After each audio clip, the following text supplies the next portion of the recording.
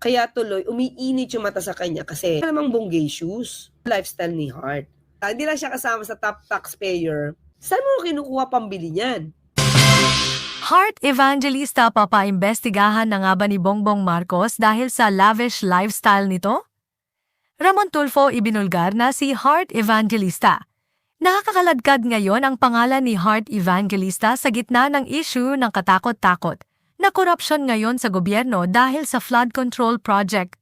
Scam, kung saan bilyong-bilyong piso ang di umano nakulimbat ng mga korap na politiko na nasa likod ng mga kontraktor na naghahasik ng lagim sa bayan sa pamamagitan ng ghost projects at substandards na flood control projects.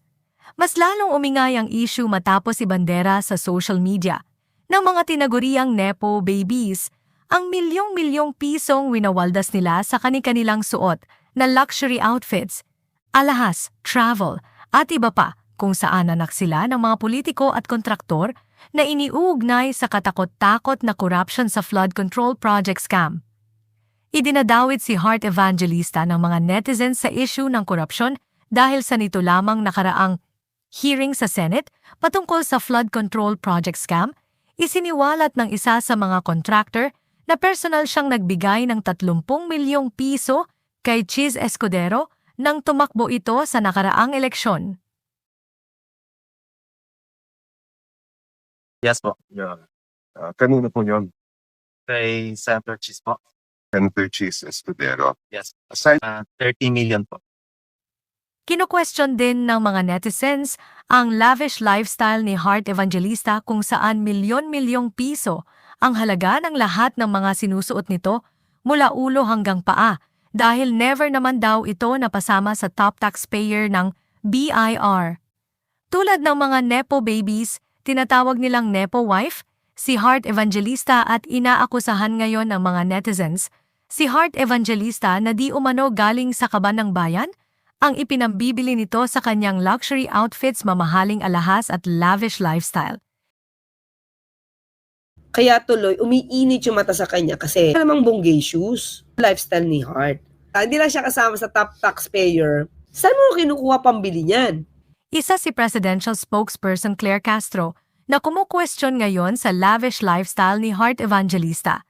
Ipinagtataka nito kung saan daw galing ang milyong-milyong pisong ginagastos ni Hart Evangelista sa kanyang lavish lifestyle dahil hindi naman daw ito napabilang sa top taxpayer ng BIR. Julia Barreto, mas daig pa si Hart sa pagbabayad ng tax. Kaya matatanong tuloy, di ba, kung malaki ang income mo, dapat kasama ka sa taxpayer. Hindi. At simpleng artista lamang daw ito noon, subalit simula daw ng mapangasawa ito ni Chiz Escudero ay nagsimula na daw ang lavish lifestyle nito. At isa daw si Chiz Escudero sa pinakamahirap na senador. Tanggalin mo natin si Cheese. Kasi sabi ni Cheese, wala siyang pera noon eh. Maliit lang eh. Saan galing yung kay Hart? Kung kumikita ka, hindi dapat nasa record ng tax. Ay, sa record ng BIR. Ipinagtanggol naman ni Ramon Tulfo si Hart Evangelista laban sa mga nandadawit ngayon sa kanya sa issue ng korupsyon. Say ni Ramon Tulfo bilyonaryo na daw si Hart Evangelista bago pa niya mapangasawa si Senator Chiz Escudero. Galing daw si Hart Evangelista sa mayamang pamilya at alam daw ito ni Ramon Tulfo dahil kaibigan daw mismo niya ang uncle ni Hart na si Rob Ong Pauco na may-ari ng Barrio Fiesta restaurant chain. Leave her alone! Hart Evangelista is a billionaire in her own right as she comes from the wealthy Ong Pauco clan that owns the Barrio Fiesta chain of restaurants. Before she got married to Chiz Escudero, Hart was earning oodles and oodles of money as a movie actress and influencer. The money she spends is her own, not Chiz's. I should know. I'm a friend of her uncle Rod Ong Pauco. Wala pang inilalabas na pahayag si Hart Evangelista sa pagdadawit sa kanya sa issue ng korupsyon.